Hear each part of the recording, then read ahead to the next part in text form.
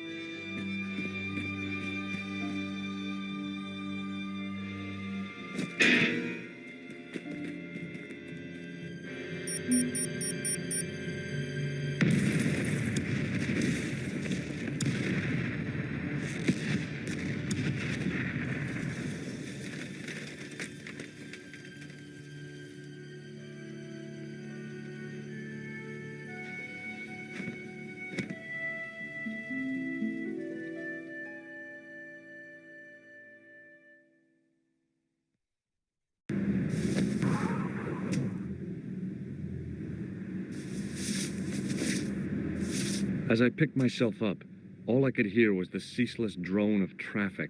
Life went on around me. But the explosion was to change my life forever. The umbrella had protected me from the bomb blast, but it was of no use to me now.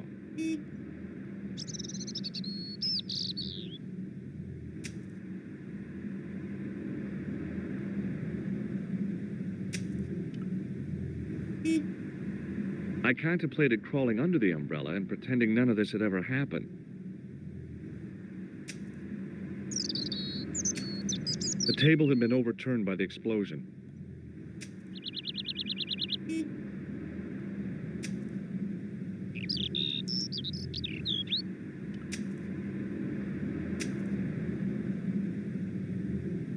I considered straightening the table, but I figured it best not to disturb the evidence. The blast had blown out the glass, leaving a gaping hole.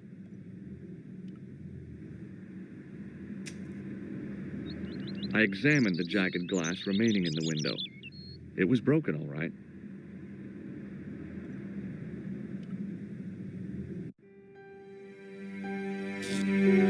It was the body of the old man. It was hard to believe I'd seen him alive only minutes before.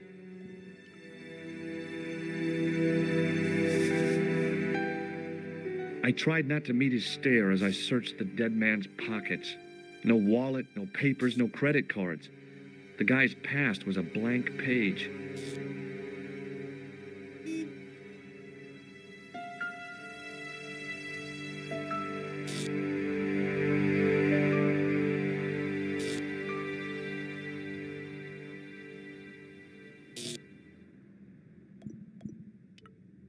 A mysteriously undamaged bottle of spirit stood on the bar.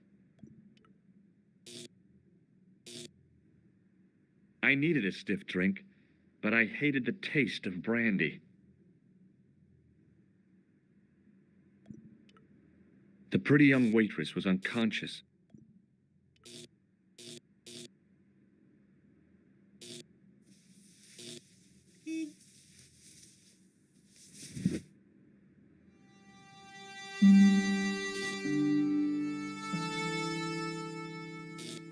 Oh, my head. Never again. How much vodka did I drink? Oh, no, don't tell me. What is your name, Sherry? George Stobart, ma'am. Oh, American. She asked the question quite innocently, but I could sense her reserve. It was something which seemed to afflict all Europeans. You look like you could use a little help. I could use a little drink. I feel sick, dizzy, and bruised.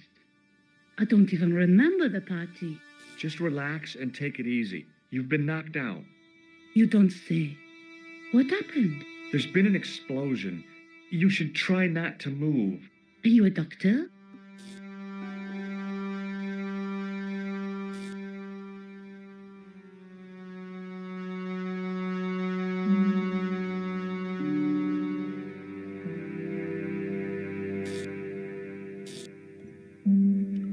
Yes, I am. I studied under Dr. Benton. Who is he? Only one of the most brilliant medical minds on this planet. He taught me everything I know about medicine. Can you remember anything at all? No. I need a drink. Pour me a brandy.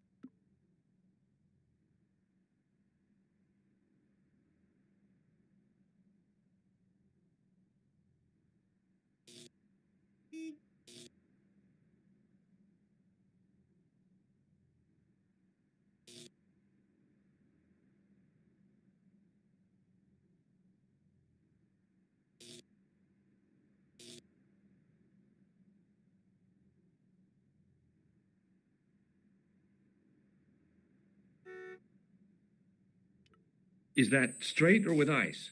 Just give me the bottle with a cheat on it. I guess a little drop won't hurt.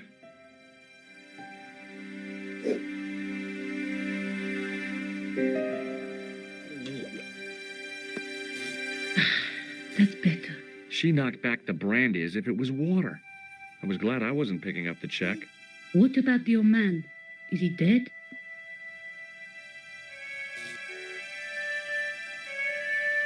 Yes, he is. Oh, mon Dieu. I've never seen a real-life corpse before. Except for grandmaman. That was different. She was family. Has he gone stiff? I shouldn't think so. He's only been dead a few minutes. Did you know the old man? No, monsieur. I never saw him before.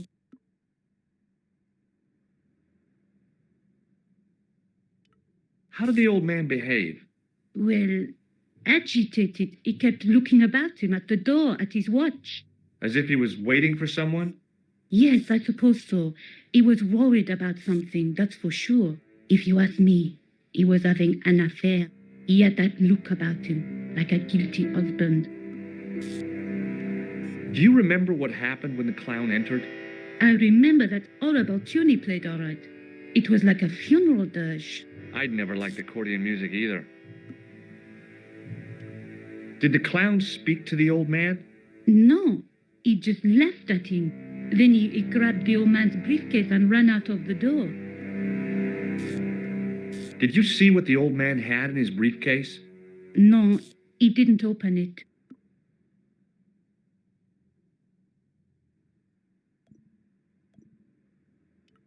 What did the old man do when the clown snatched his briefcase? Nothing. He just sat there like he was frozen. Did the old man try to stop the clown? Oh, he didn't have a chance.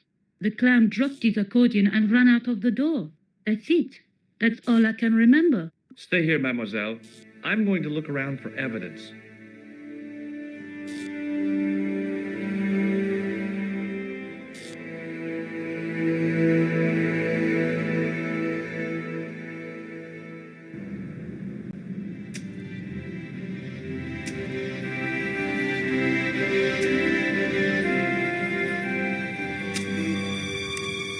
Freeze! Hold it, right there. Oh, don't shoot. I'm innocent. I'm an American. Can't make up your mind, eh? I demand to see the American consul. Drop your weapons and get down on the ground. Put that thing away, Sergeant Moo. I apologize, monsieur, but I cannot permit you to leave. Am I under arrest? Ah, no, I would simply like to ask you some questions. En avant, to the café, marche.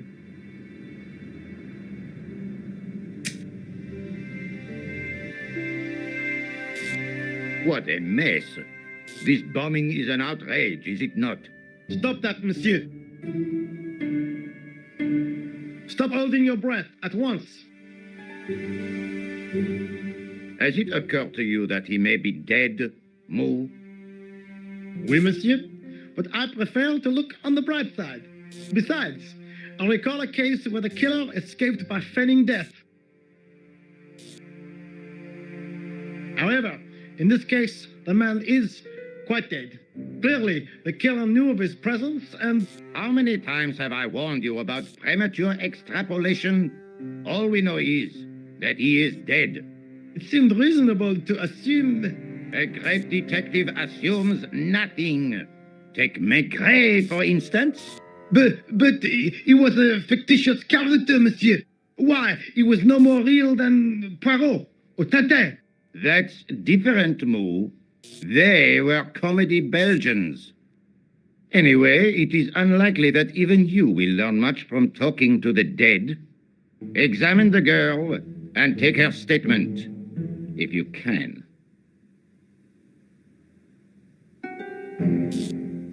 I doubt if she is in a fit state for questioning, monsieur. It smells to me as if she has been drinking. As I feared, we have stumbled upon a den of iniquity, Moo. Leave her to me, sir. I am used to handling drunken women. I do not doubt that for one moment. Et maintenant, to business.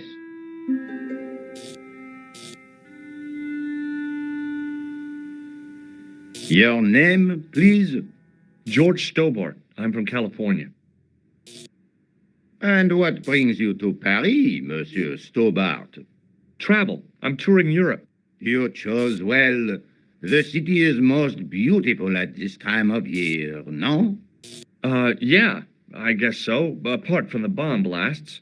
Were you in the vicinity of the cafe at the time of the explosion? Yeah, I was sitting out on the sidewalk. I was lucky I wasn't killed.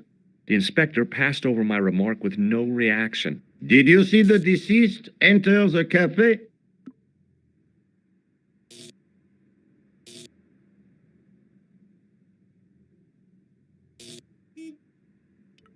Yes, I did. Was he alone? Yeah. And did he say anything to you? No, he was more interested in the waitress. Did you see anyone else in the cafe?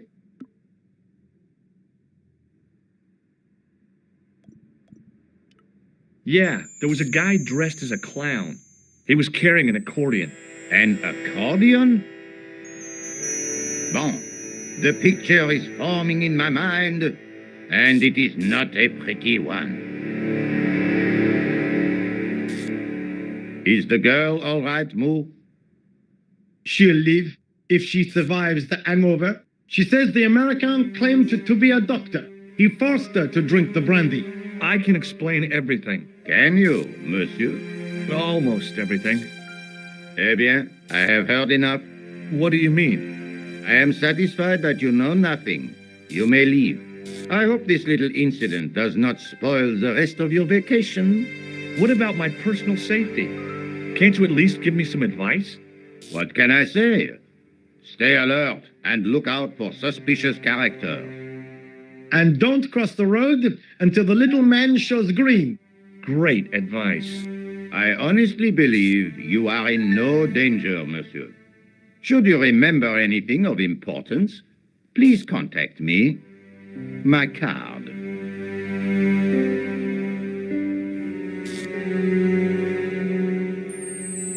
Thanks. That is all. You may go. There's not much to go on, monsieur. On the surface, no. But what lurks inside the subconscious? If the door can only be opened. Are you serious, monsieur? I thought your interest in psychic detection was purely academic. Academic? You are about to witness a scientific breakthrough.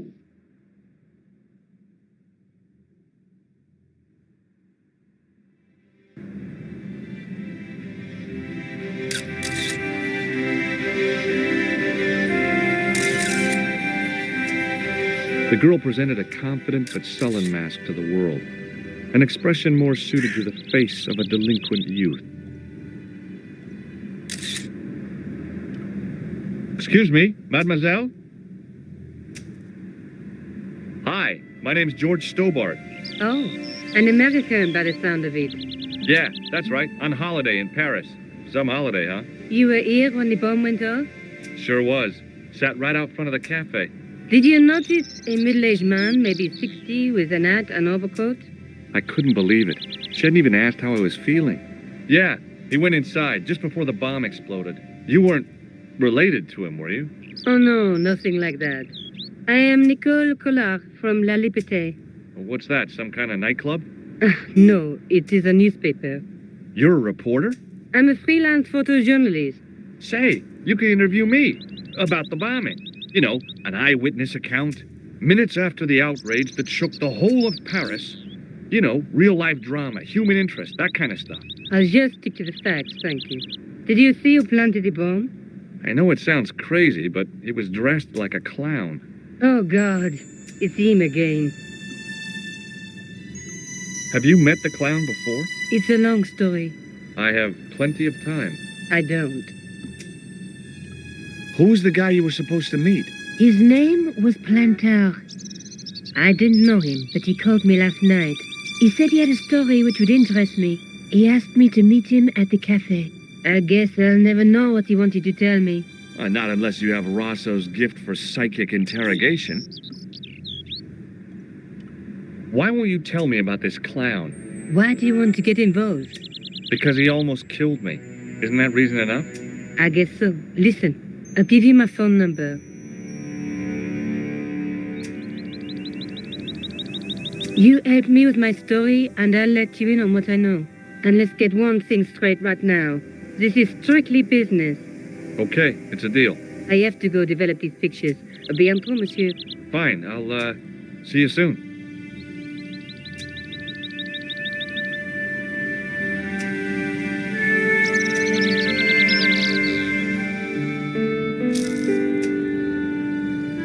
The leading article referred to the visit of a Nobel Prize winner from some unpronounceable Eastern European state. That was the only news story. The rest was rumor, gossip, and sensationalism. Then I noticed the writing at the foot of the page. It read Salah ad-Din, 1345.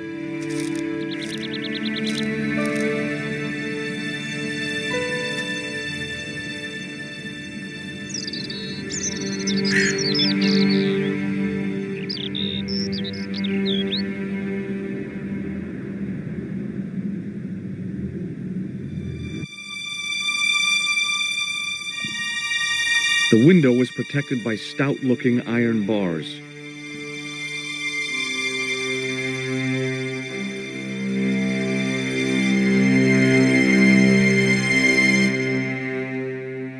It was a plastic crate.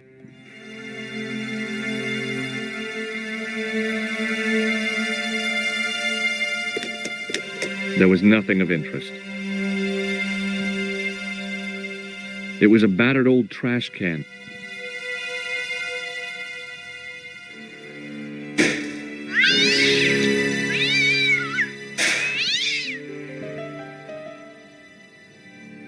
It was an iron cover concealing the entrance to a drain or sewer.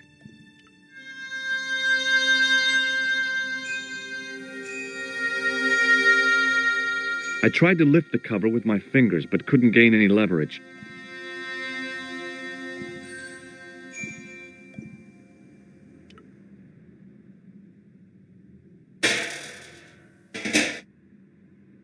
It smelled like someone had dumped a truckload of fish in a locker room on a hot summer afternoon.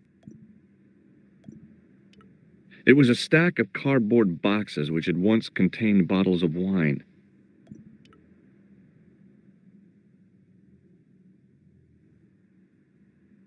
I examined the boxes closely.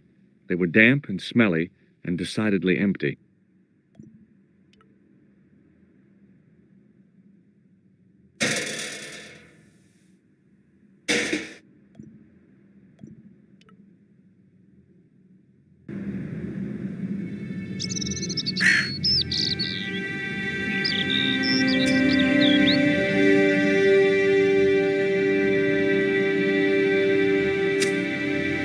It was a tent made out of plastic sheeting.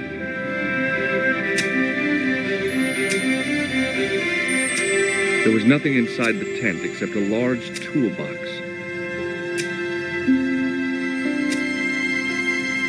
Hey, stop that! Get away from there! What do you think you're doing? I was admiring your toolbox. Oh, wait? Had a good look, have you? I'm warning you, if you touch it, I'll crack your nut. Okay, I get your point.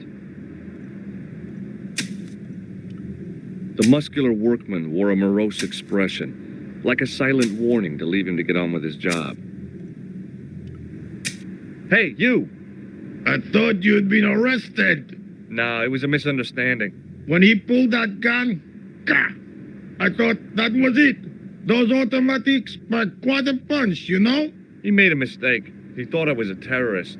You? A terrorist? Ha! He was only doing his duty, I guess.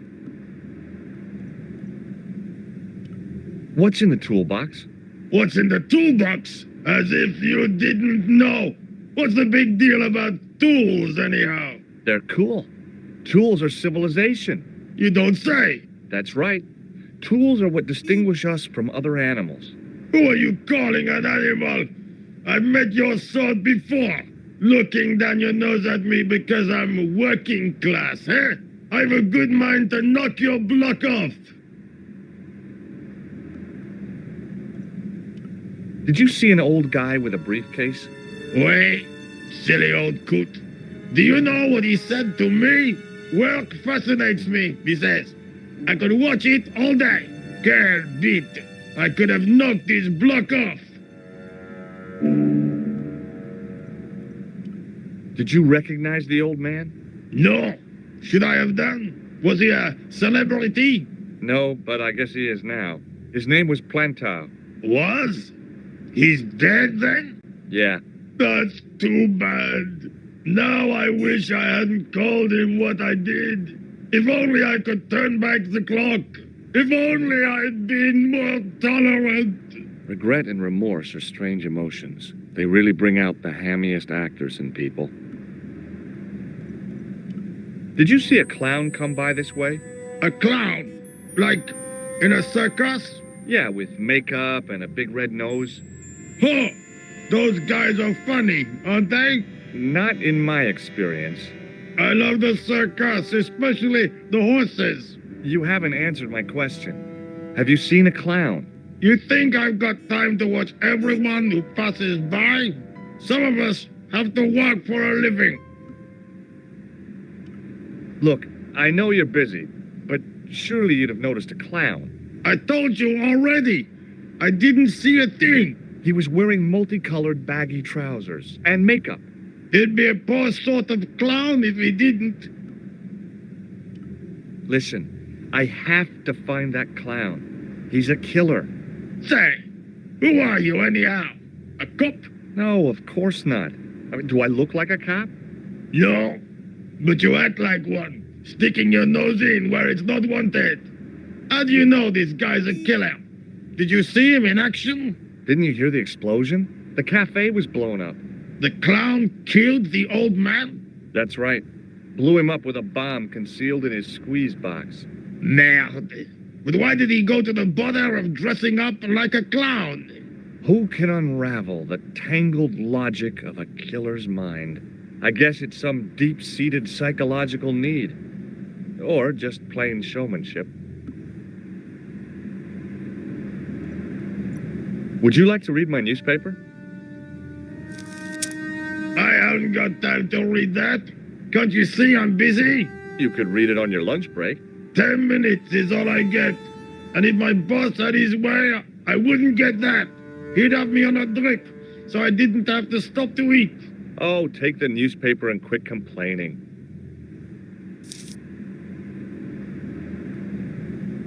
Ah, look at this. Damn bleeding out liberals.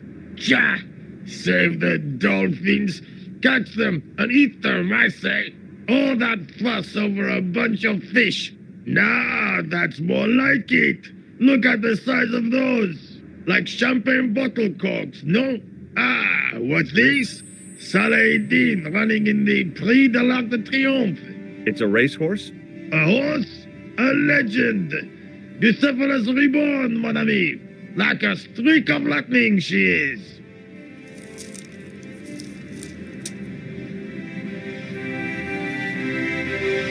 Do me a favor, won't you? Keep an eye on my hole. I'm off to put some money on that nag. What about your toolbox? Stuff it. Help yourself.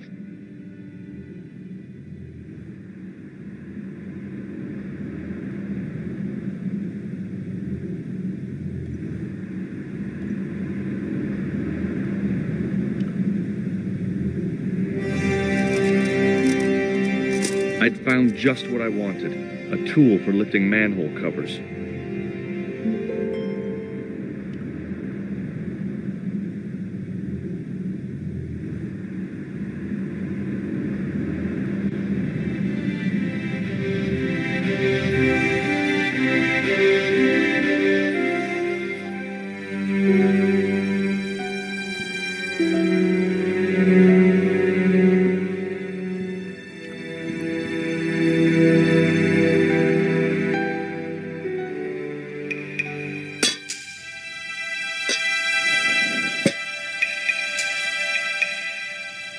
I lifted the cover to reveal what smelt like the entrance to a sewer.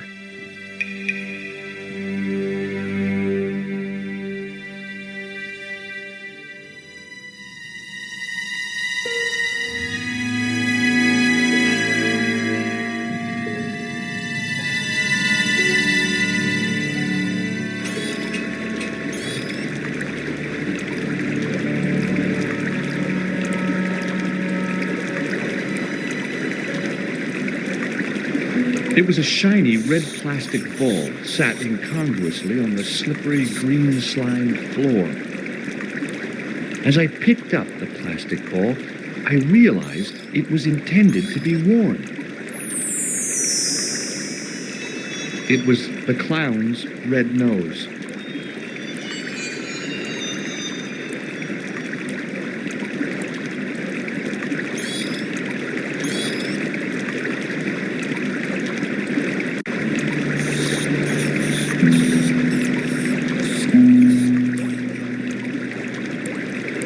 It was a soggy, crumpled paper tissue.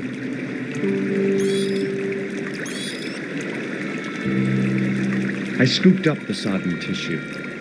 It was cold and greasy, like breakfast leftovers.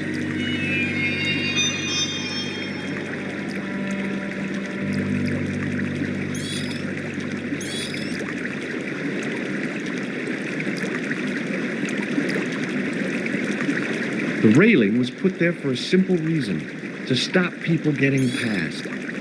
It worked.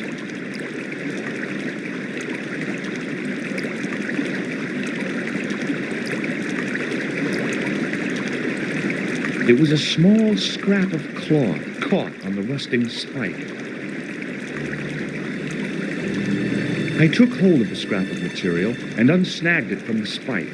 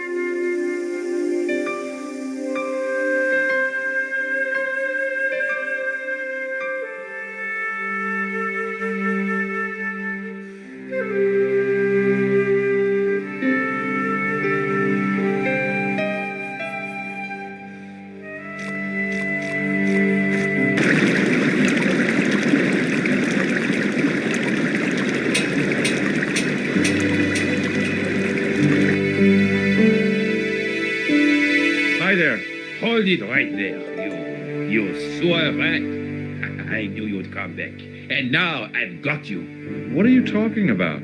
You're trespassing. Come out of there, immediately. That's what I'm trying to do. Give me your hand. Ha! You won't catch me with tricks like that. Keep your distance, monsieur. Okay, okay. Now, what were you looking for?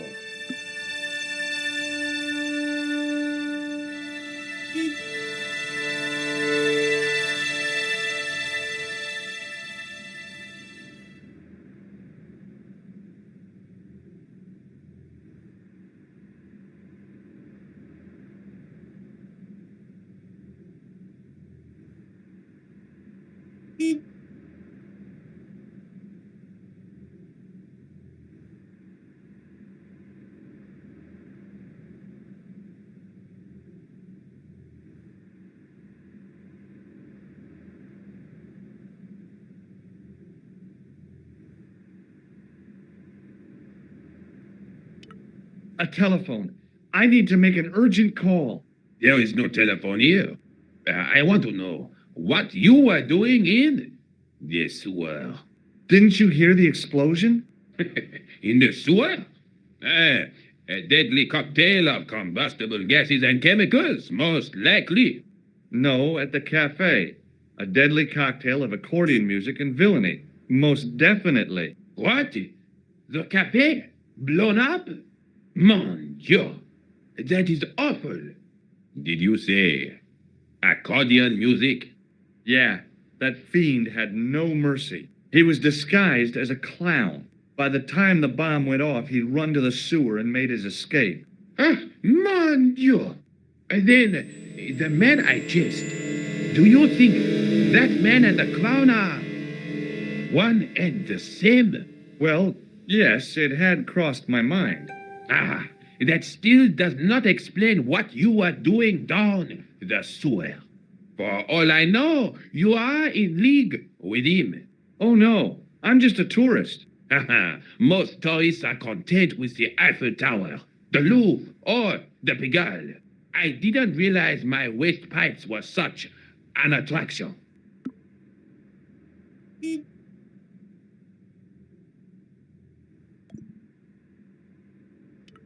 Tell me about the man you apprehended. What is there to tell? He was a typical criminal type, just like you. Does the name Plantar mean anything to you? No, it doesn't. Who is he? The man who was killed in the cafe. I'm gonna find the guy responsible. I'll find him. Even if it means following him down every sewer in every city in Europe.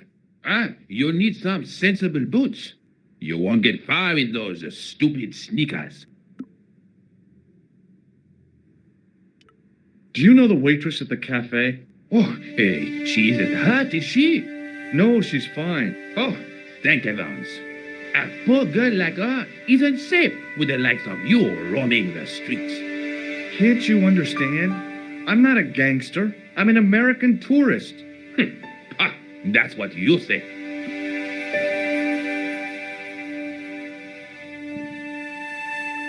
Was the guy you saw carrying a briefcase? Well, I didn't notice. Now are you going to leave? Or do I have to call the police?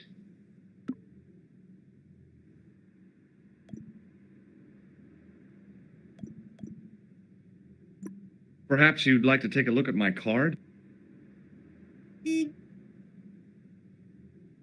Mm-hmm. What is this? Inspector Augustin Rousseau?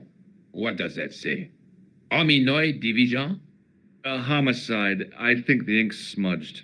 Mm-hmm. Then you are not a tourist. Okay, I'm not. I lied to you. And I'm sorry. Don't apologize, monsieur. You know, I had a feeling there was something different about you. It is your posture, your poise. Oh, yes. There is no mistaking the bearing of a disciplined man. And I should know. I was in the army, you know. When I was your age, I was fighting for my life in the African desert. How can I help you, Inspector? Let's start over from the beginning and tell it just like it was.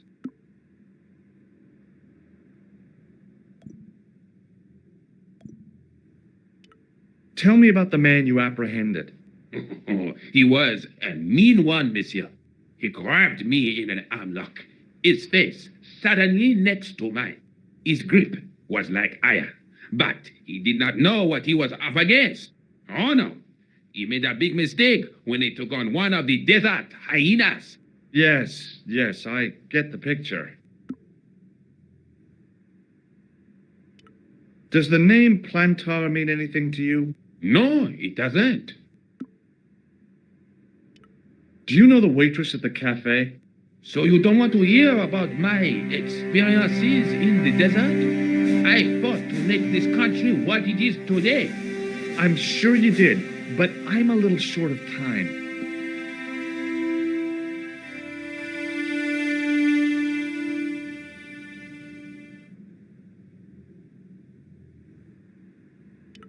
Do you know the waitress at the cafe? You can't suspect her, surely. Just answer the question, please. Yes, I know her. Quite well, you could say.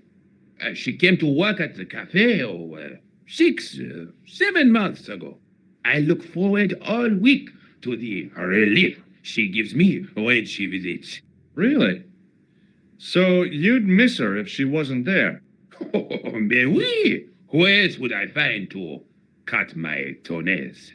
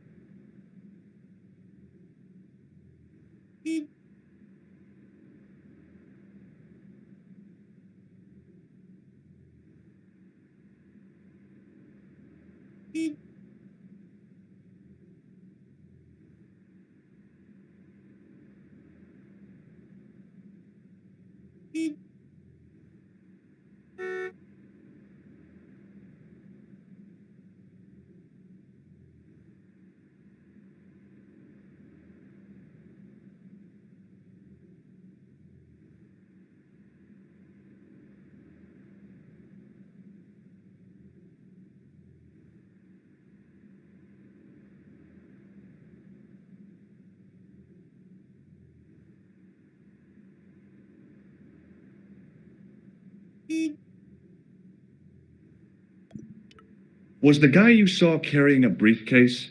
Why, yes, it was. Clutched in his arms like a baby. That belonged to his victim. Oh, what do you think was in it? Drugs? Stolen jewels? I don't know, but the killer thought it was worth a man's life. Nothing is worth that, monsieur. Take a look at this false nose. Aha! That looks like a clown's nose to me. Precisely. He must have dropped it in his panic. Unless he wanted you to find it. Why would he want to do that? To put you off the scent. What does this tissue mean to you? Nothing, monsieur. It's disgusting. What on earth possessed you to show it to me? Someone had emptied their nostrils into it. Does this piece of material mean anything to you? That is the same cloth as the jacket I found. I'd recognize that pattern anywhere. Now, about the jacket you found. Do you have it here? No, monsieur. One of the sleeves was badly torn, so I sent it for repair. Pity, because otherwise it was a fine piece of quality tailoring. It had the tailor's name inside on the label. Where did you send the jacket? I gave it to an itinerant Romany seamstress. Just my luck. Was there anything in the jacket pockets? Not a sou. You know what I think? Do tell me. He changed out of the clown suit and cunningly disguised himself as an ordinary person. Looks like I'm up against a mastermind. What was the name on the label? It was a foreign name. Todrick, I think. Did you get the address? There wasn't one, monsieur. Only a telephone number. Well, I don't expect you to remember a phone number you've only seen once. 74 98 08 59. You're kidding. That's his phone number? Yes, that's it. A little trick with numbers that I learned in the desert. I was taught the technique by a Tuareg shaman. That's incredible.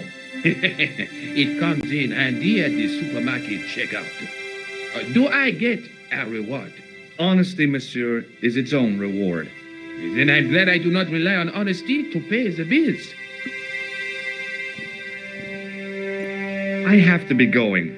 Thanks to your help, the citizens of Paris can sleep a little easier tonight.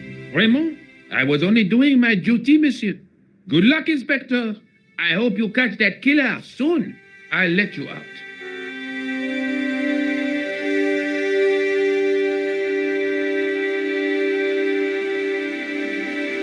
I hope you find your man, Inspector. So do I.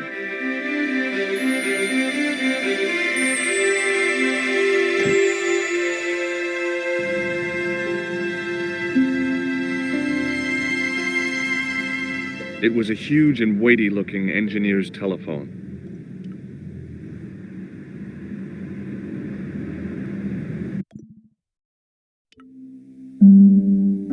Hello? Who is this? Hi, my name's George Stobart. You don't know me. Correct, Mr. Stobart. I don't. What can I do for you? Well, I'm trying to trace one of your customers. Could I maybe come over and talk to you? No, that's not possible. Oh, okay. Forget it. Listen, all I want is a name. What are you talking about? Who are you working for? I guess you might say I'm acting in the interests of truth and justice. Ah, thank God. I thought you were the police.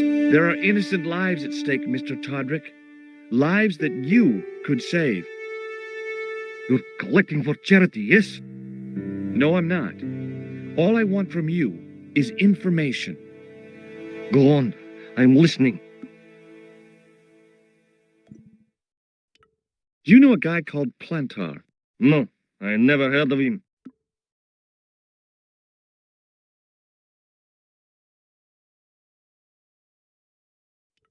Shall I tell you what happened to Plantar? How he was killed in cold blood? I told you, I never heard of Plantar.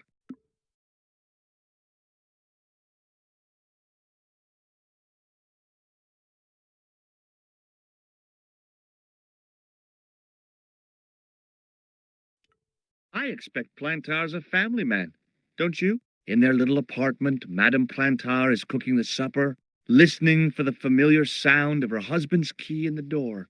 Junior is waiting for his daddy to come home from work. He can't wait to show him the merit marks he earned in school today. Only tonight, Monsieur Plantar won't be coming home. You forgot the puppy. Huh? The faithful puppy dog, waiting for the sound of his master's voice. Well, maybe they don't have a dog. What do you think? I don't know Plantar. I never heard of Plantar. None of this has anything to do with me. What do you know about the clown who bombed the Café de la Chandelle Verte? I don't have no idea what you're talking about. You're cool, Todrick. But I think you know more than you're saying. I don't know who you be, but sure I am you don't know what you're talking about. I don't know if you're saying that to make me think you don't know what I mean, but, oh, this is ridiculous. Quit playing games with me, Todrick. I tell you, I know nothing about no clown. Did you know that one of your customers was a part-time clown? If a guy feels happy with a funny nose and custard down his pants, what's the problem?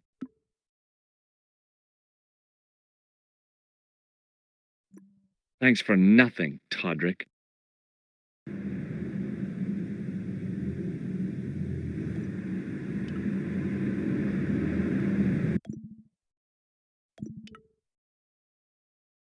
Bonjour, Kula. Oh, hi. It's George Stobart, the American at the cafe. Ah, oui. You said to call if I could help. Have you any news for me? You bet. I met a witness who spoke to the clown. And I know where the killer gets his suits. No kidding. Hey, I'm impressed. You are? Well, it wasn't easy. Look, why don't you come here to my apartment? Fine. Where do you live? 361 Rue Jarry. Okay, I'll come right over.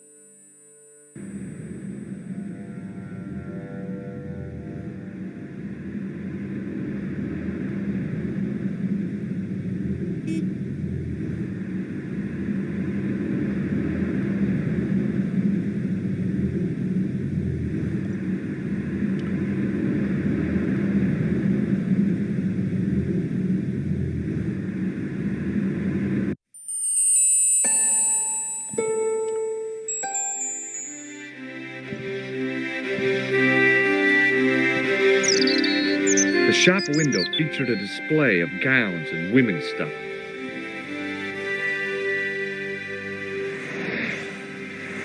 It wasn't the style of the clothes in the shop that caught my eye, but the prices. The same amount of money would feed a starving family for the rest of their lives. I guess people who buy that kind of stuff don't have a problem with their consciences. The vacant shop was sealed with a steel blind.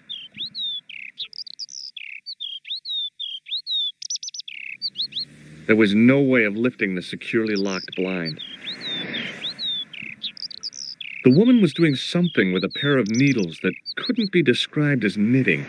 She was a cheery old soul, the kind you'd walk across the street to avoid.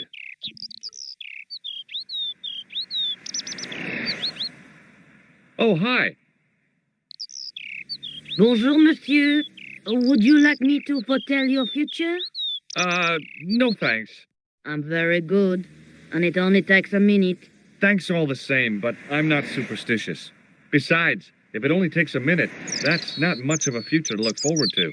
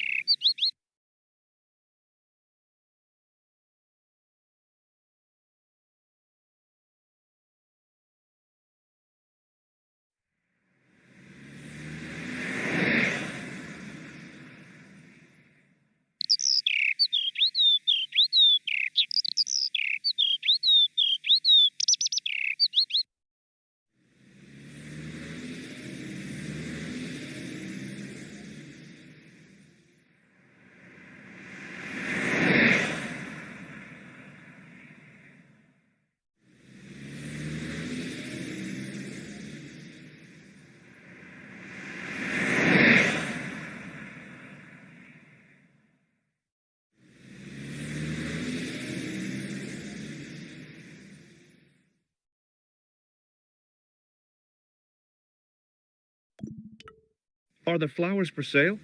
Oui, monsieur. Okay. I'll take a bunch of those white ones. I wouldn't do that if I was you. No? They are lilies, monsieur. Some people associate them with death. Yikes. Thanks for telling me.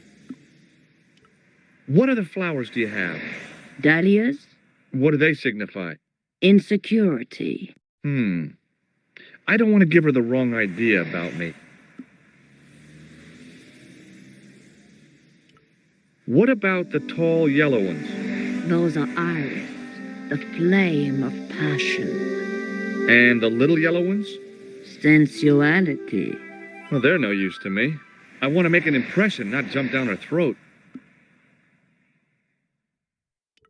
Do you know a young woman called Nicole Collard? Yes, I do. She lives upstairs from me, in the apartment block across the street. The door isn't locked, but you'll need to give it a gentle nudge. It sticks, you see, because of the damp. The landlord said he'd fixed it before winter sets in. He's been saying that for 3 years. How long has Mademoiselle Collard lived here? A few months. She's in for a shock when the cold weather comes. Drafty windows, insufficient heating. It's a struggle to keep warm. The only reason I stay is because the rent is cheap. You're a young lady. She deserves better. I thought Mademoiselle Collard was a successful photographer. Not as successful as she makes out for all her fine clothes. Oh, I've heard her crying herself to sleep at night. That's awful. Now, don't you let on that I've told you. She's proud, that one. Too proud, if you ask me. I've changed my mind. Will you tell my fortune? You're going on a long journey. My, oh my. What a surprise. Can you tell me anything I don't already know? 10 francs, please, my dear. 10 francs? That's a ripoff. Please yourself. How does this fortune-telling routine work? If I knew that, I wouldn't be selling flowers for a living. Haven't you ever wondered why you were blessed with the gift? Well, it's a bit like satellite television, I suppose. Some of us are born with a built-in receiver dish. I just happen to be one of the lucky ones. Can you really foretell the future? Only time will tell, monsieur. The strange thing is, I can't seem to see myself in the future. Other people, I have no problem. But when I try to see what might happen to me, nothing. That must be scary. Maybe. I figure it's a kind of natural safety mechanism. Either that, or I don't have a future.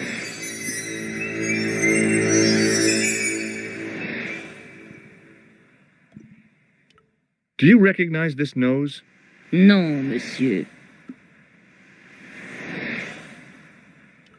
What can you tell me about this tissue? Nothing?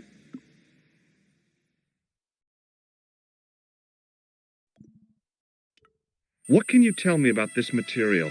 It's a very expensive piece of cloth, monsieur.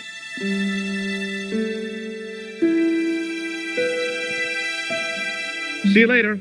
That's right, monsieur. You will.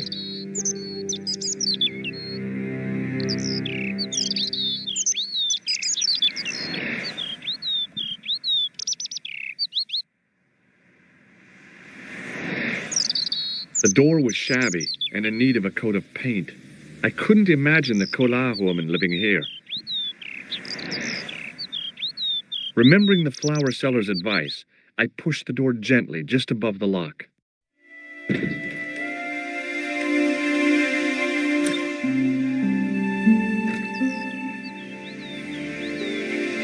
Bonjour. I'm glad you could make it, monsieur. Please, call me George. Fine. I'm Nicole. Take a seat, George.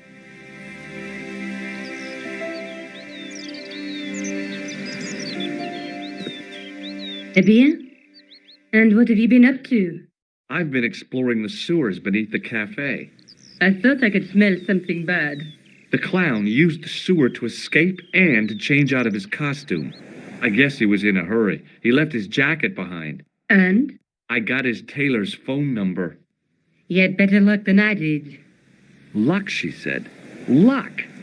Hard work, I'd call it. What happened? I took my photographs to the editor, but he wasn't interested. Can you believe it? He told me to drop his story. But you're not about to do that. Oh, no. I am going to find out what's behind these killings. You know what I think? It's a conspiracy. The police in 3 different countries have kept very quiet about the murders. The press don't connect them at all. They blame them on political, religious, or militant minority extremists. That covers just about everyone. May I use your telephone? Sure, go ahead. Thanks.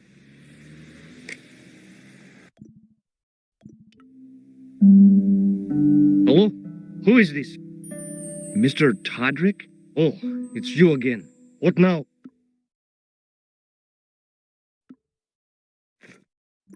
Forget it.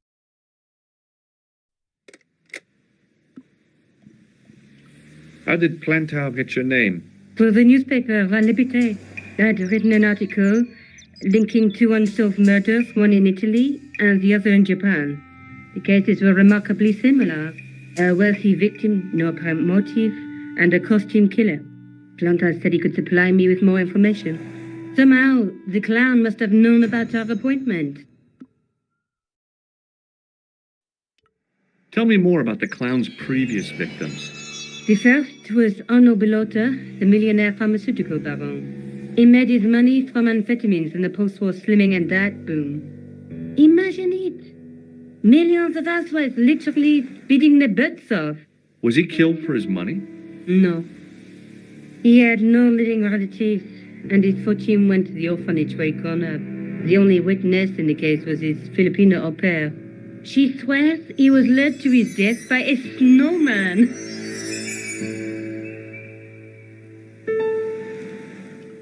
What about the clown's second victim? Yamada, the controversial Japanese green politician. He inherited his fortune from his father's electrochemical consortium. He was committed to dismantling Japan's automobile industry. I can't see him gaining much support with a loony policy like that. Yamada was a man of vision. He was years ahead of his time. If you say so. How did he die? At the end, or should I say, flippers, of a giant emperor penguin. A snowman, a penguin, and now a clown. You know, I hate to admit it, but this is scary. And I'll tell you what, I won't be accepting any invitations to costume parties. I don't blame you for being scared. I am too. But this story could be my only chance of a big break. Or a premature death. You speak very good English for a French girl. Thanks. You speak very good English from America.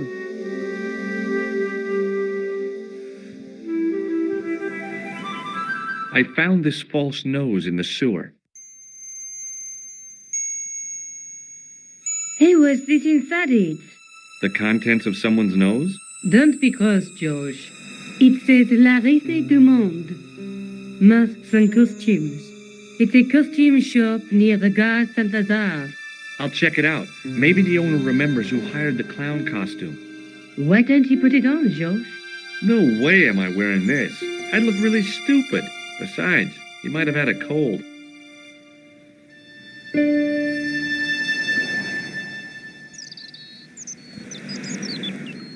I found this tissue down the sewer. Oh, that's disgusting, George. I think the stuff on it is grease paint, like actors use. Or clowns. It's still disgusting. Get rid of it. I found a piece of material near the cafe.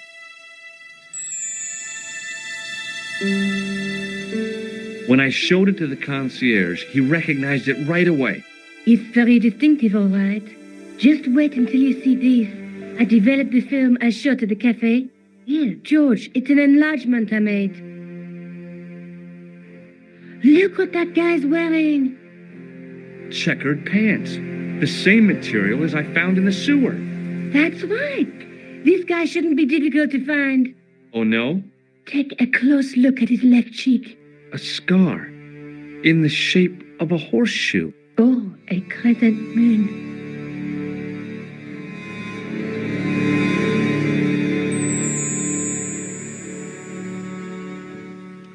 Tell me more about yourself. Oh, there is not much to tell. Well, how did you get into photography? I guess I owe that to my father. He bought my first camera. I was 8 and my parents had just split up. Did you live with your father?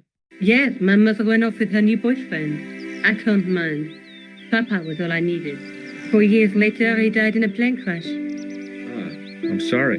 Well, it's all right. I don't mind talking about him.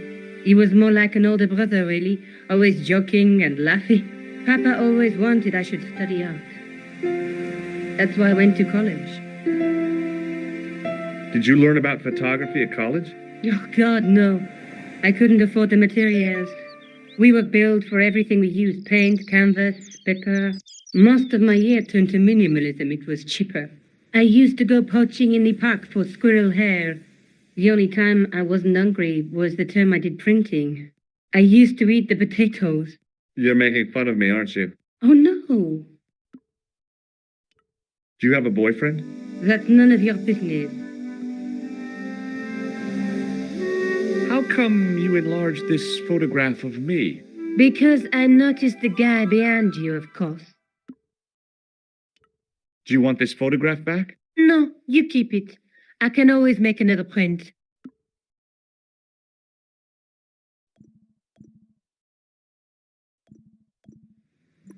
I'm going back out to search for that clown. Where? I guess I could visit the costume shop. Good idea.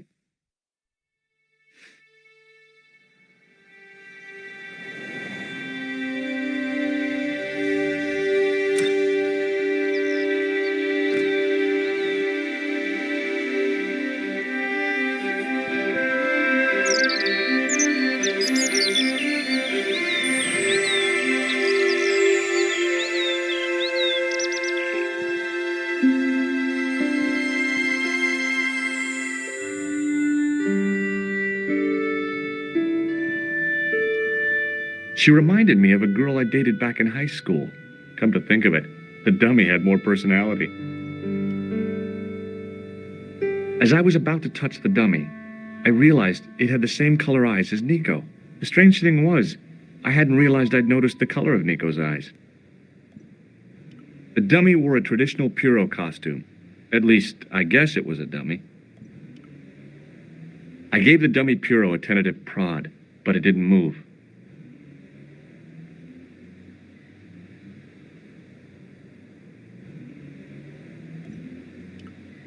It was a disgustingly realistic plastic novelty, like one I'd left on the teacher's desk at school. Boy, that caused so much of a stink you'd have thought it was a real one. As my fingers closed on the plastic novelty, I realized my mistake. It was a novelty, all right, but it wasn't plastic.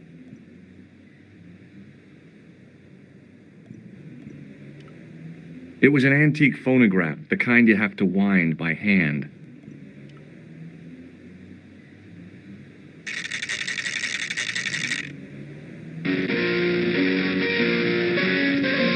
The guy's spoon-shaped face was mournful and humorless. He looked like a vegetarian in a slaughterhouse.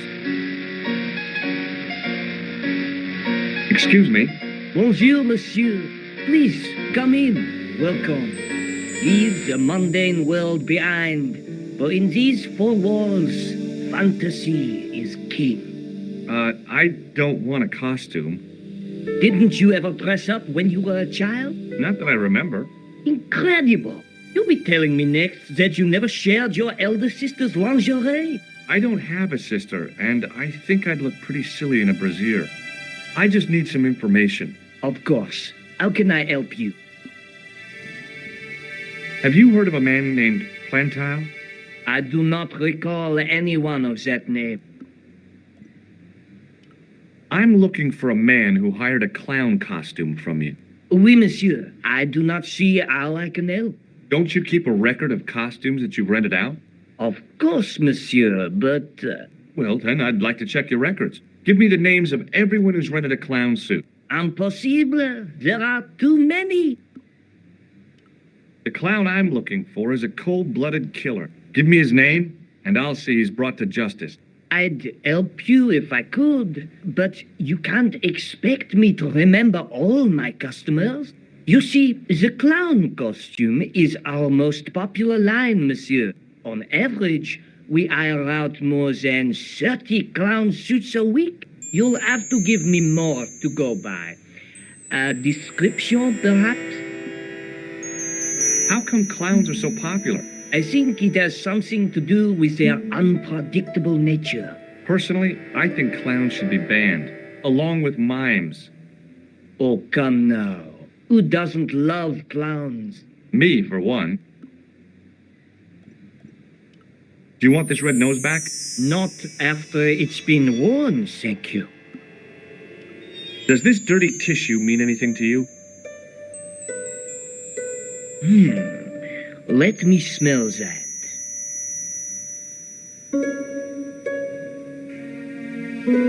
Bestheimer's number 7 white pancake. Theatrical grease paint, right?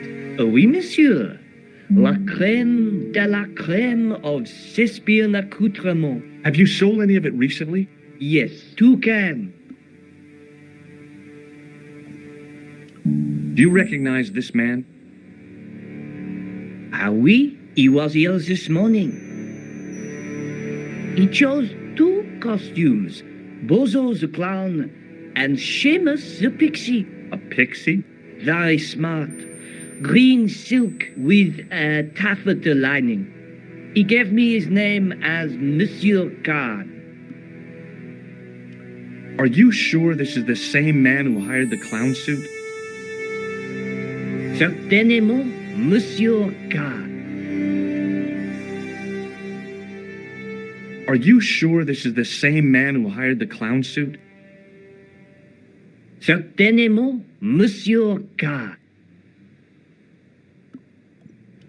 About this tissue. I have already given you my professional opinion. Thanks for your help, buddy.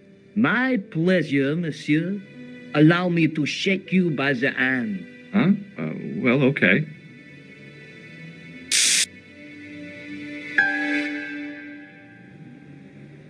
What are you trying to do, kill me? You did not find it amusing? I never saw the funny side of electroshock therapy. Eh bien, it is yours to keep. A gift? Do I need a license? No, but I give you a word of warning, monsieur. What? Remember to switch it off before you visit the toilet.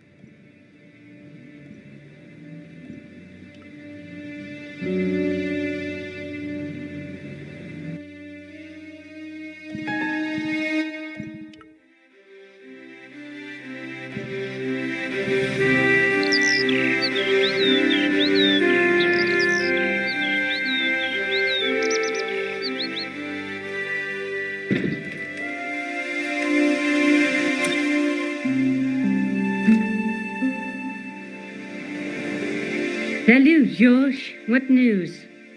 I've been to the costume shop.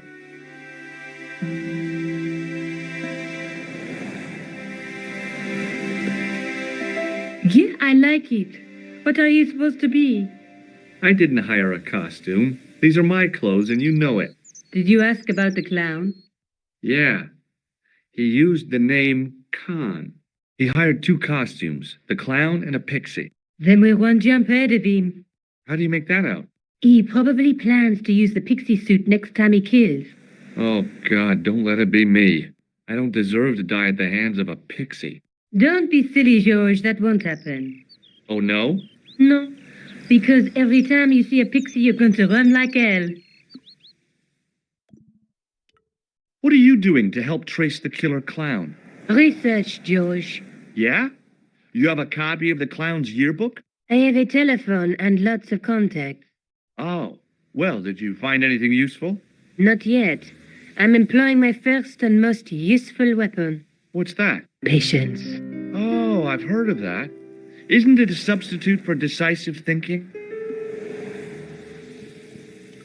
Have you found out any more about the murders? Well, it may be nothing, but both the clown's victims visited Paris earlier this year. When? The second week of July. They were both here at the same time. Did they meet? I don't know, but I can't imagine it was coincidence. The guy at the novelty shop gave me this. What is it? A hand buzzer. You put it in your hand and give people electric shocks. Why? It's a gag, a practical joke. If you ever use it on me, I'll break your arm. Okay. I get the picture. May I use your telephone? Sure, go ahead. Thanks.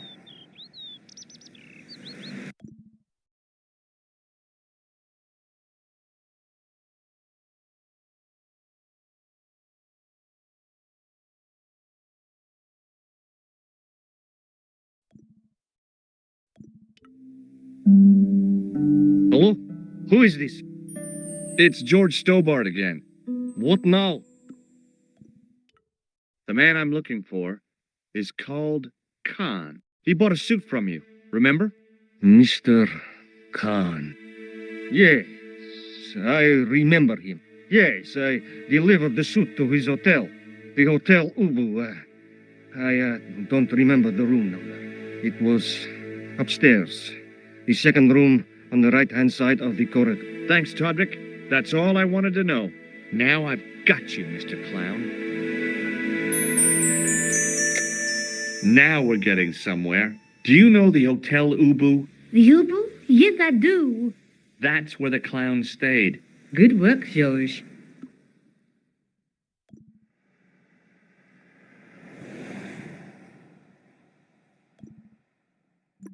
See you later. Where are you going now? I could go hang out at the Hotel Ubu. Watch out for Khan, George. Don't worry, I will.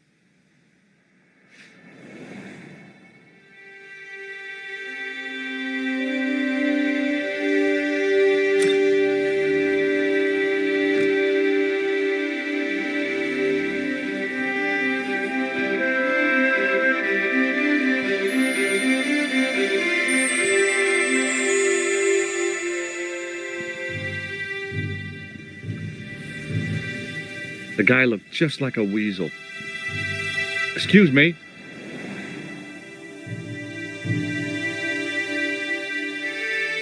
Yes? Have you heard of a guy called Plantar? No.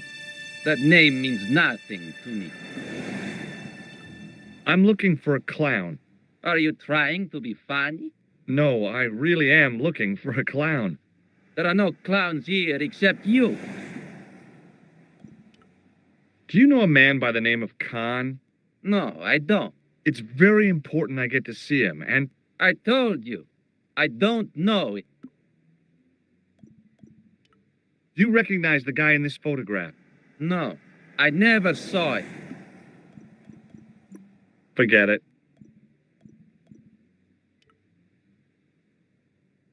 The man looked like an amiable Bigfoot. Excuse me? Yeah?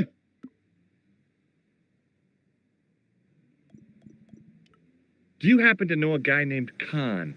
That ain't nobody I know. I'm sorry to be a burden on your brain. You ever meet a guy called Plantar? No, I ain't. You missed your chance.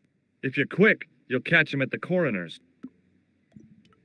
Have you seen a guy dressed as a clown? No, I ain't. Don't tell me I missed him. Oh, that's too bad. I love the clowns, don't you? I've seen daytime television that was funnier. I love it when the little guys get hyped. That figures. Custard pies, hose pipe down the pants, then smack! A plank in the kisser. Do you recognize the guy in this photograph? Is this a trick question? No, I simply asked if you recognized him. Okay then. No, I don't. See you later. Not if you see me first.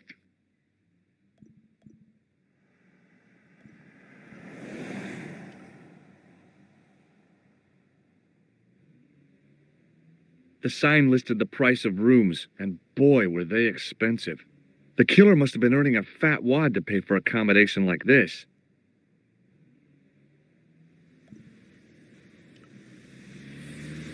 The lobby was quiet, almost deserted.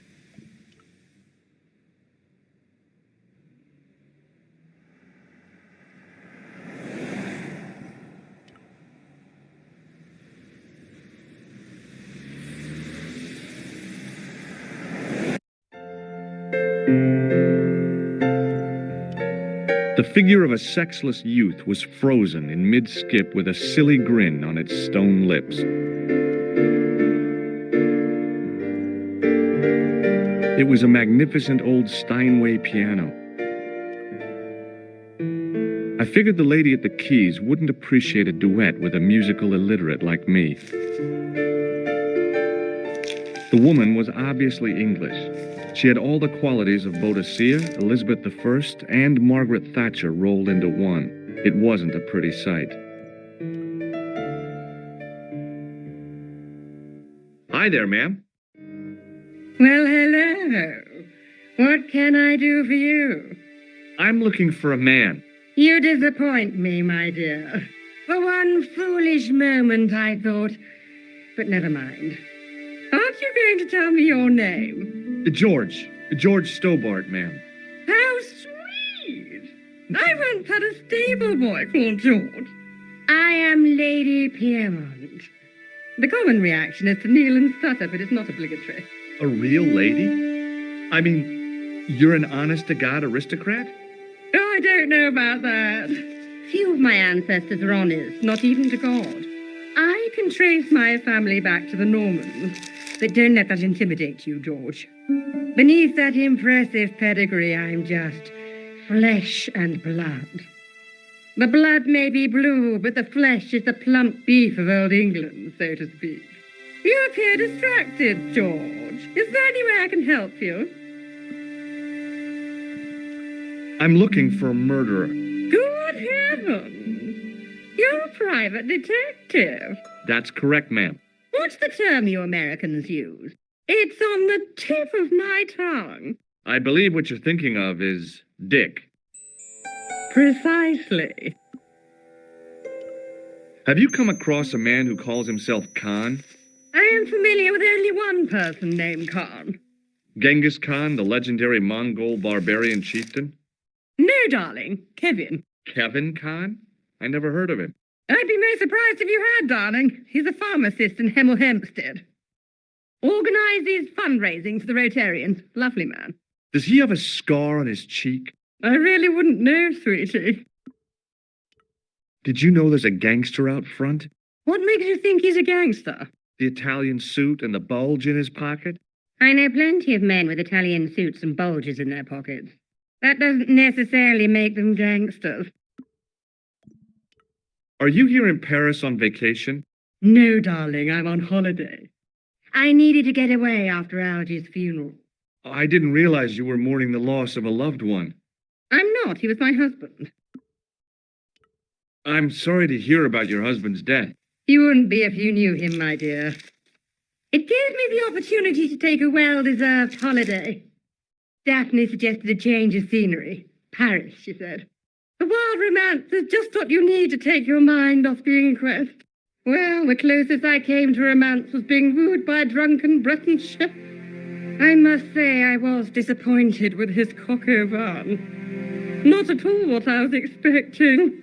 I was thinking of cutting my holiday short, packing my bags and heading back to Hemel Hempstead. That was until last night. What happened to you last night? I was stricken, Mr. Stobart. Cupid's arrow has cleft my bosom. They couldn't really miss. It was just as I'd always imagined it should be. The intimacy of candlelight, romantic music tinkling across the room, and then a stranger's glance. Those brooding eyes, that suave manner, those tight trousers. He was the man I'd been waiting for all my life. I'm glad he finally turned up after all these years. Ah, but it wasn't to be.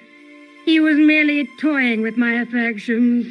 And if I ever catch up with him, he's dead.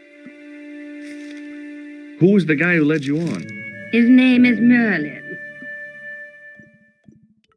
Do you recognize the man in this photograph? My God, it's him. That's Merlin. She represented everything I loved about the English. The lady was totally deranged. Merlin? You mean King Arthur's wizard? Good heavens, no. Monsieur Merlin is a fellow guest. He's the man I've been telling you about. That's the man who spurned me. The man you know as Merlin is a fake. What do you mean, sweetie? He's a murderer. He also uses the name Khan. I am shocked, Mr. Stobart. Shaken. I took him to be a gentleman, a man of honor. You know, I'd rather like to assist you in stitching him up. When did you last see Merlin?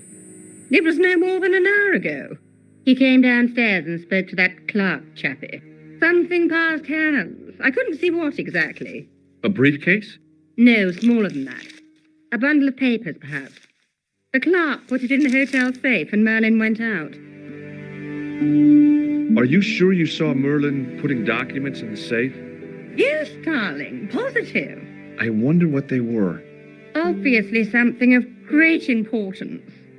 Yeah. I'd sure like to get my hands on whatever it is. I'll bet they had something to do with Plantow's briefcase. Has Merlin returned to the hotel? No, he hasn't. Are you going to search his room? If I could get in there, I would. I have to go, ma'am. I recognized the guy. It was the Nobel Prize winner from the country whose name I couldn't pronounce.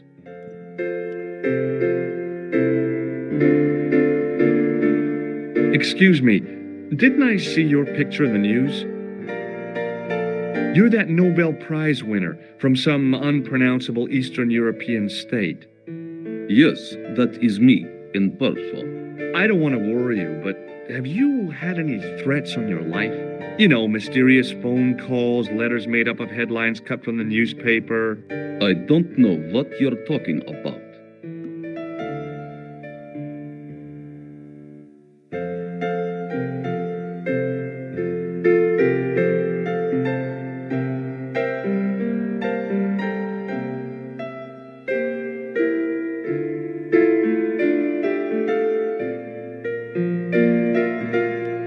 Do you know a guy called Plantow?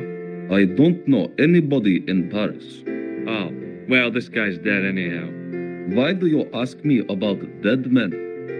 I have seen enough of death to last me a lifetime.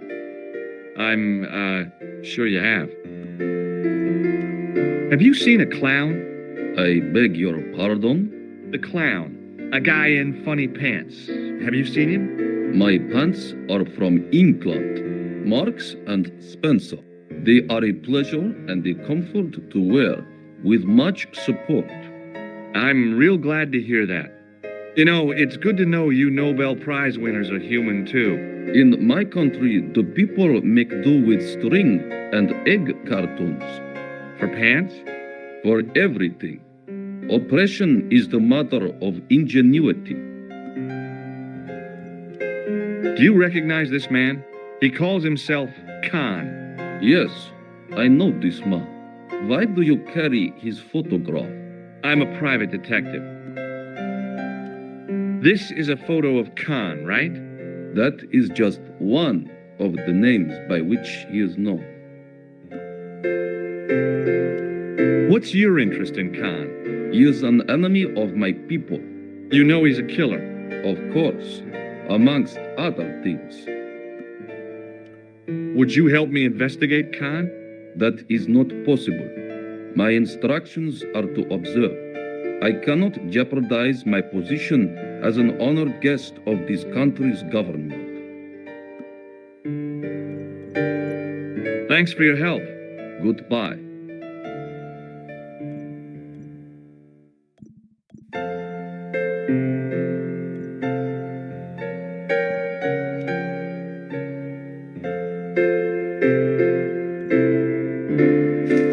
It was the register of guests staying at the hotel.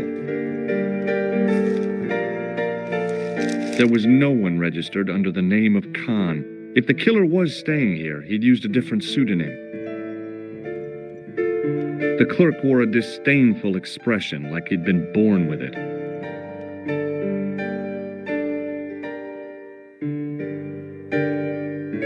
I want some information. Who are you? The police? I'm conducting a private investigation. Ah, I know only too well what you mean. That is one of the drawbacks of the catering business. When people book into an hotel, they leave their morals at home, no?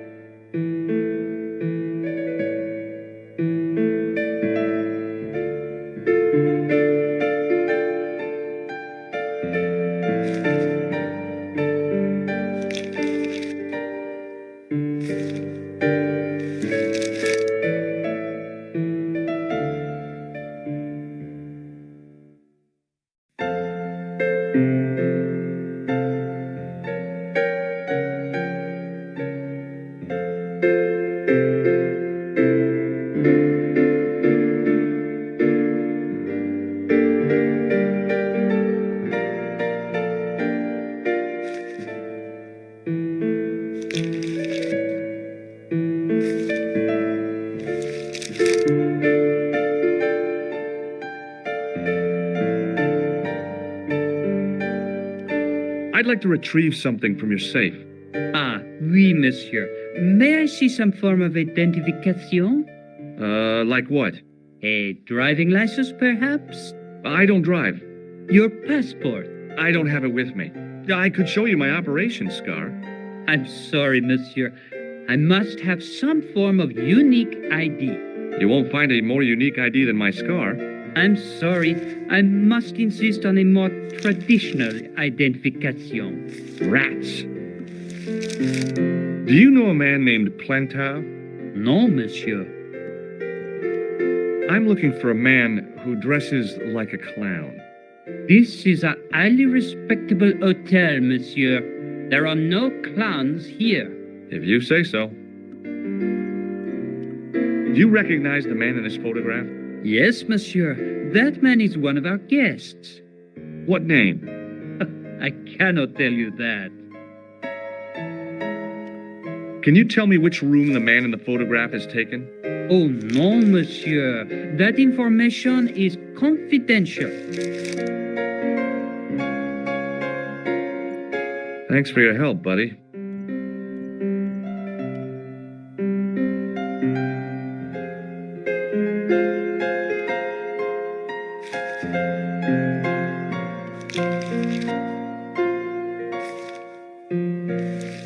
Hi, ma'am. Hello, George. What can I do for you now? Did I show you this photograph? Yes, darling. I have to go, ma'am.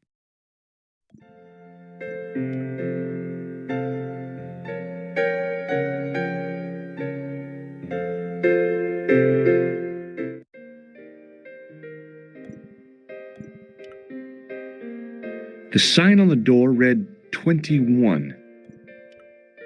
The door was locked.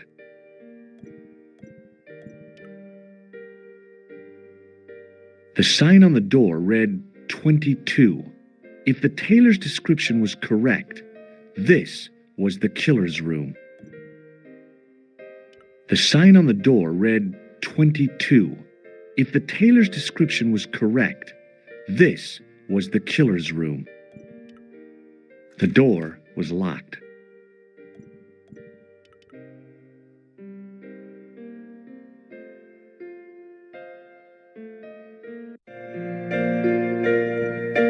Hanging from a brass hook was a key and a plastic tag.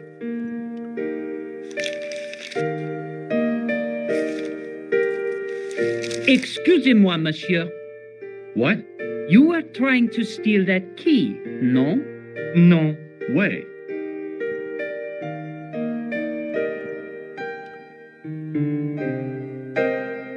What now, monsieur? About the key hanging on the hook over there. Oui, monsieur. Which room is it for? Number 21. Is that room taken?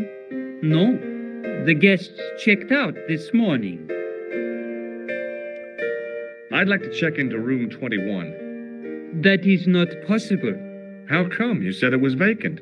It is reserved for another guest. Rats. No, monsieur. Dutch. Thanks for your help, buddy.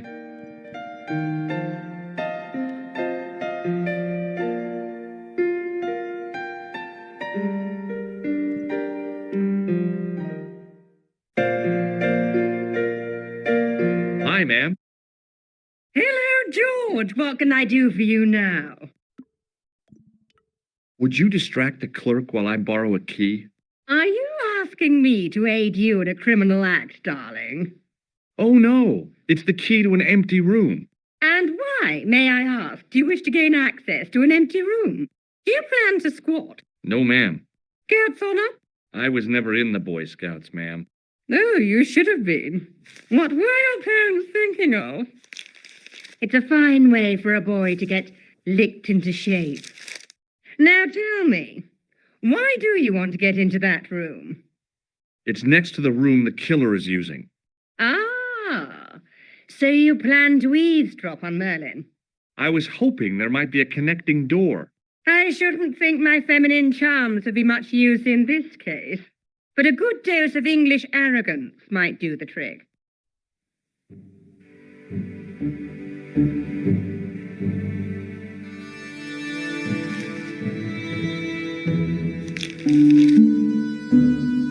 I say, you there, flunky?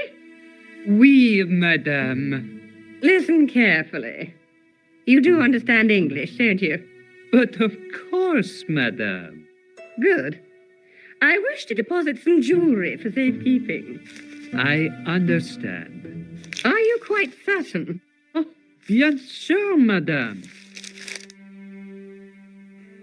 Over to you, my dear.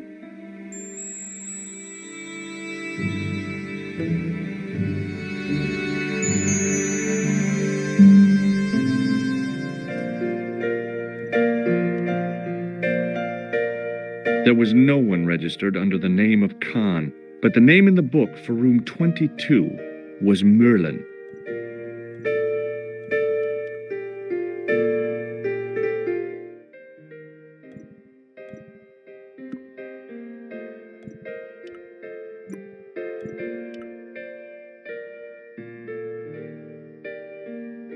Maybe it wasn't the right room, but this was the right key.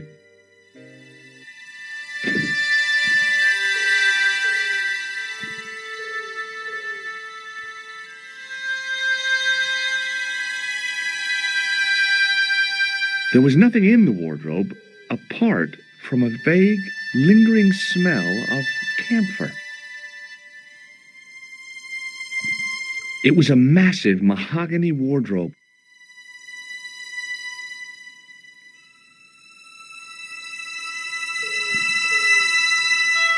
A cabinet stood beside the bed.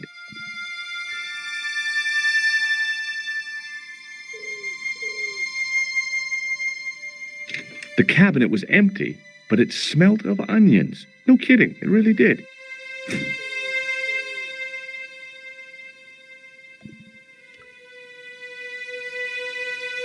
The window looked out over a narrow alley surrounded by high walls.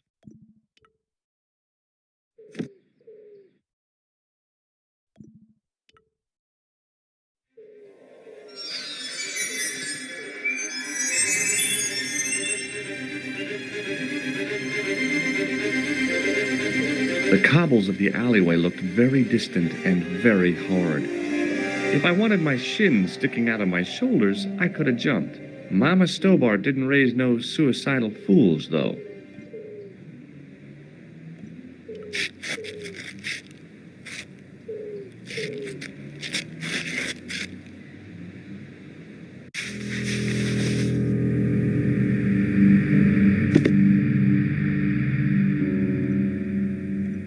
The cabinet had no drawers, just a single door. The assassin had been too smart to leave incriminating evidence beside his bed.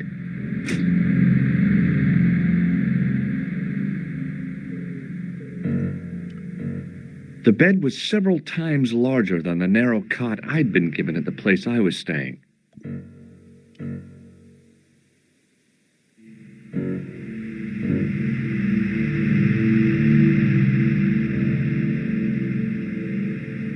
The bed was freshly made, and the crisp white sheets told me nothing about the killer's habits.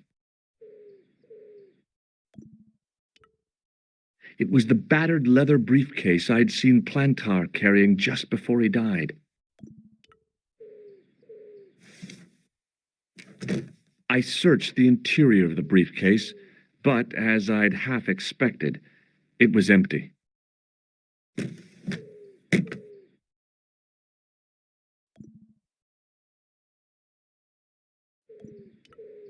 The closet was a solid, impressive piece of antique furniture.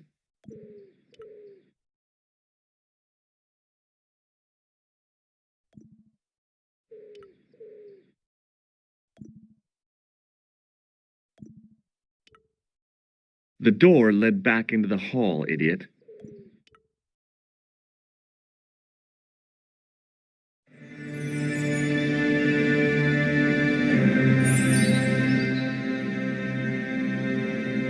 I had the kind of feeling in my stomach that would usually send me running to the bathroom.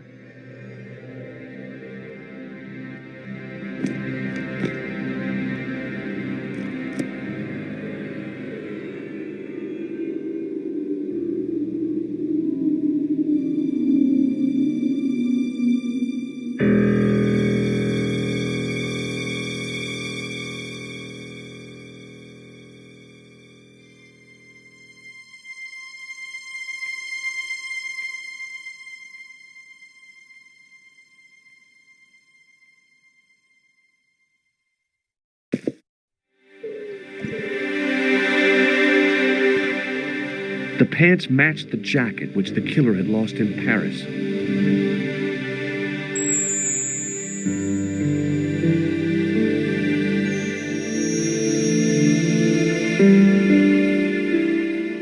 I couldn't believe my luck when I found two items in the pockets of the pants. The first was an ordinary matchbook. No matches, no clues. The second was a pass card which read, Thomas Merlin, Gruber Electronics Corporation. There was nothing else in the pockets of the killer's pants.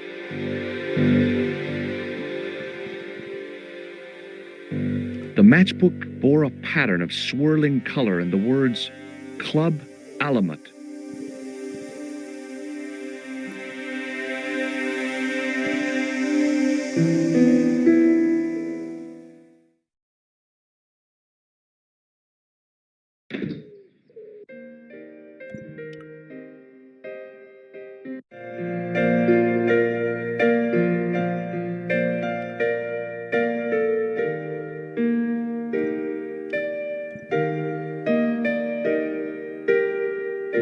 Hi, ma'am.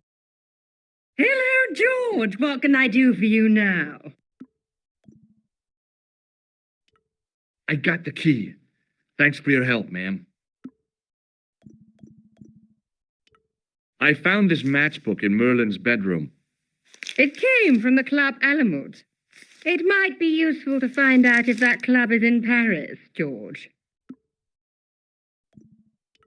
I found this pass in Merlin's room.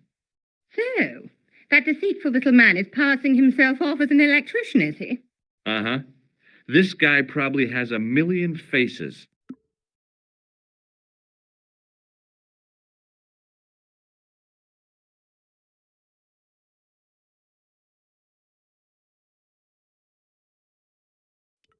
Would you like to keep Merlin's pass as a memento?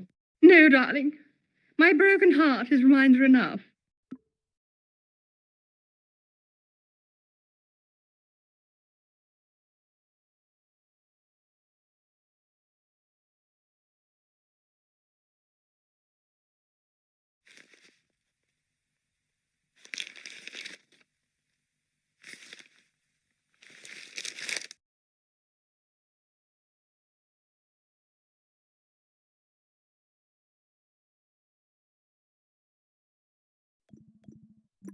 I have to go, ma'am.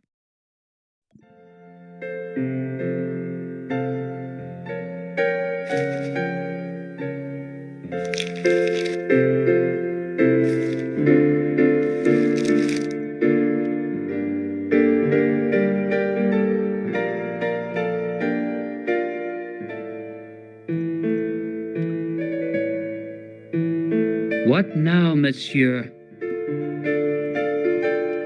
Does this matchbook mean anything to you? Non, monsieur.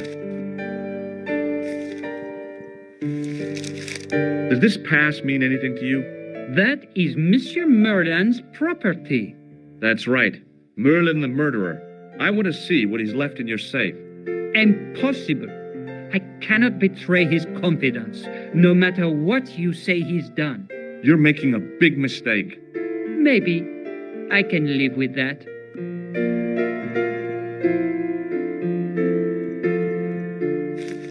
Thanks for your help, buddy.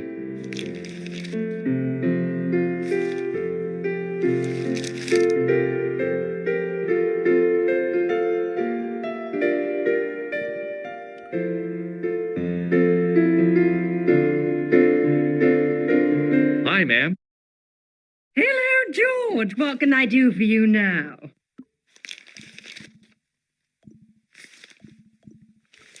Would you like to keep Merlin's pass as a memento?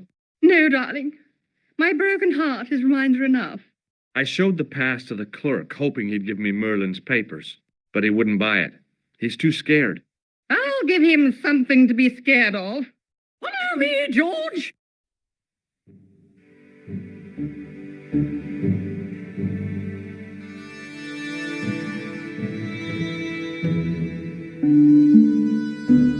Did you place a package from Merlin in the hotel safe?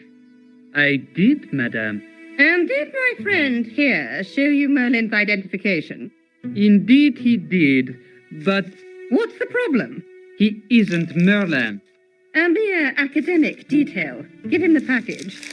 But that is against the law.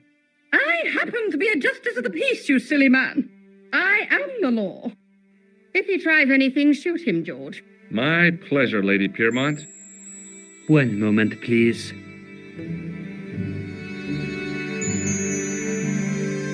You know, I haven't enjoyed myself this much since Greenham Common. I don't know what I would have done without you, Lady Piermont. Voilà, monsieur. Le manuscrit de Monsieur Merlin. Thanks. How satisfying. An Anglo-American alliance that actually worked. The clerk had given me a tightly rolled sheet of parchment. I decided not to unroll it until I was safely back in Nico's apartment.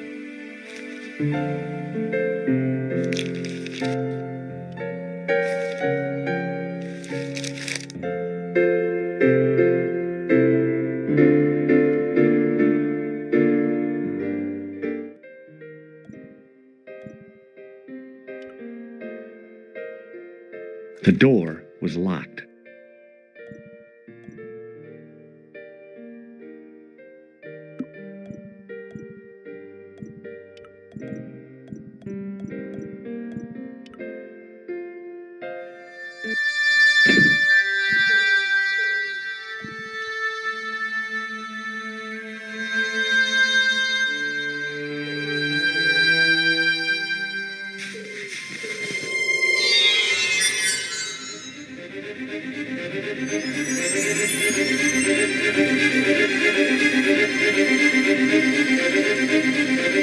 I knew this was no way to treat an ancient manuscript, but I couldn't let it fall into the hands of the goons waiting outside.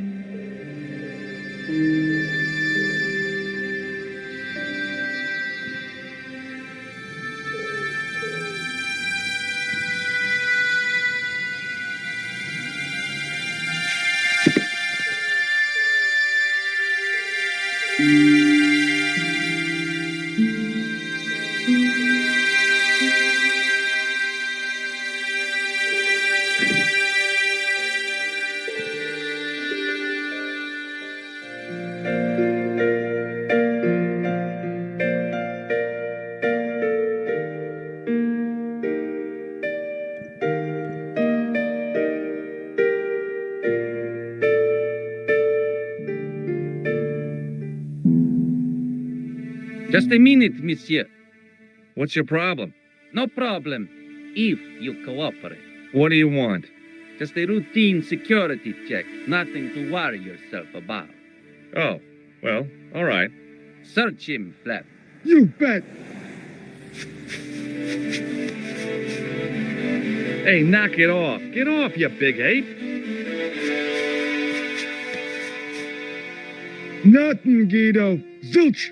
Our apologies, monsieur. What? I had to report you to the authorities.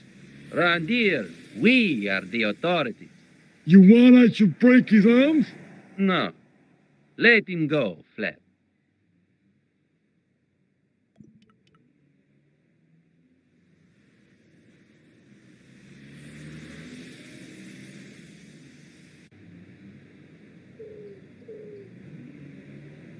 If the manuscript was what Flap and Guido were after, they were going to be disappointed.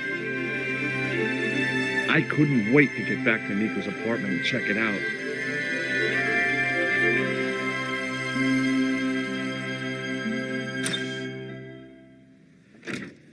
You're just not going to believe what I found.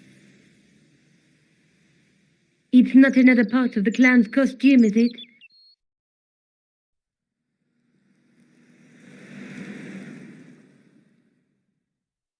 It's a medieval manuscript. Khan left it in the safe at the Ubu. It's incredible. Is this what he took from Plantar? It could be, which means it's worth enough to kill for. Look there, two guys on the same horse. Oh, yeah. Maybe they couldn't afford one each. What of it? Have you ever heard of the Knights Templar? Their official seal was an image of two knights sharing a horse. Whatever this manuscript means, it's connected with the Templars. How come you know about these knights? I learned about them while writing an article on the Crusades. This guy, named Hughes de Payen, arrived one day at the court of King of Jerusalem. He offered to protect the Christian pilgrims from the displaced Muslim armies. The king would be able to guarantee safe transit to Christians in the Holy Land. Safer journeys meant more pilgrims, and pilgrims meant trade and wealth. The Templars proved invaluable to the king as a mercenary army. It was said that they never asked how many the enemy numbered, just where they were. And as the years went by, the Templars grew in wealth and numbers. They were so rich, even kings came to them for loans. But at the height of their power, they fell foul of the King of France. He rounded them up and turned them over to the Inquisition. Thousands of Templars were subject to torture and confessed to heresy. Of course, at the hands of the Inquisition, there wasn't much they wouldn't confess to. The last Grand Master Jacques de Molay was burned alive. But the treasure of the Knights Templar was never found.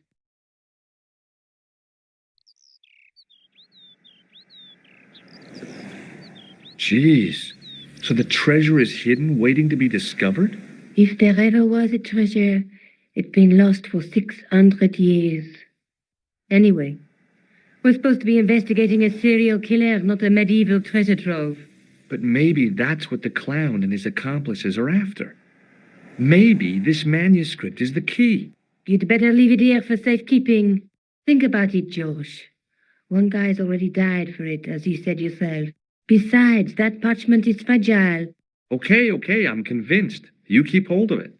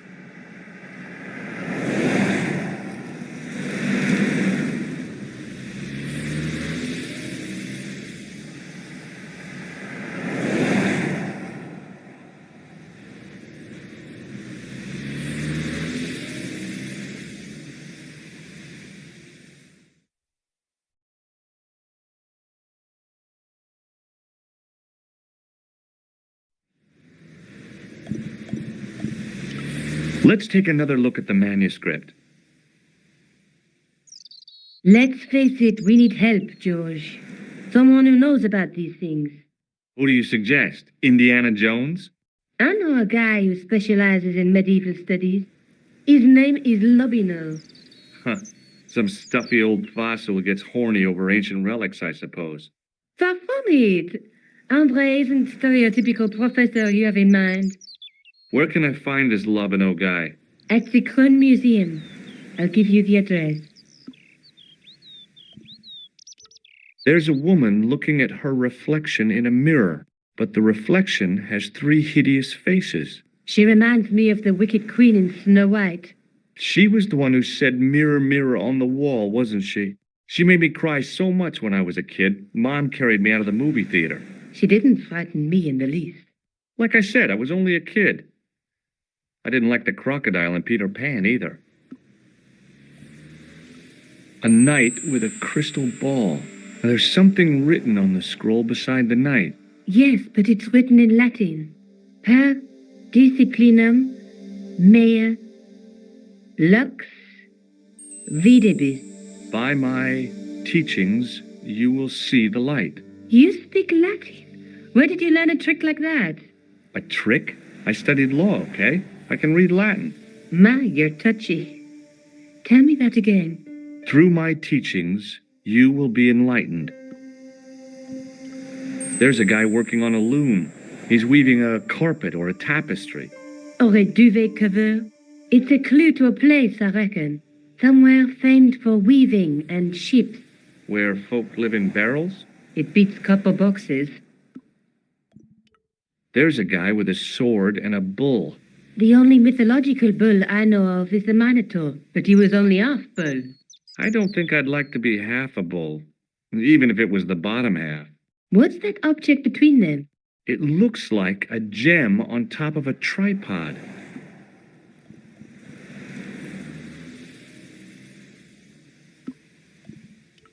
Let's take another look at the manuscript.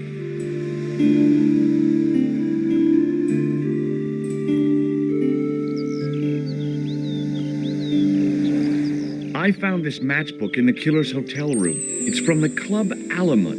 Never heard of it. Is there anything written inside it? No, what were you expecting? If this was a movie, there'd be a clue, a name or an address. That's no use. There aren't even any matches in it. Oh well, I'll keep it as a souvenir.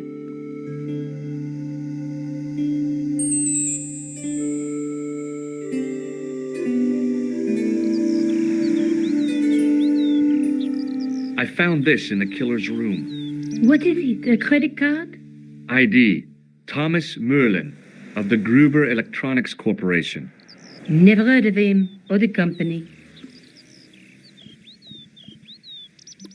Maybe I'll check out the Krohn Museum. I'm sure you'll find it useful, George.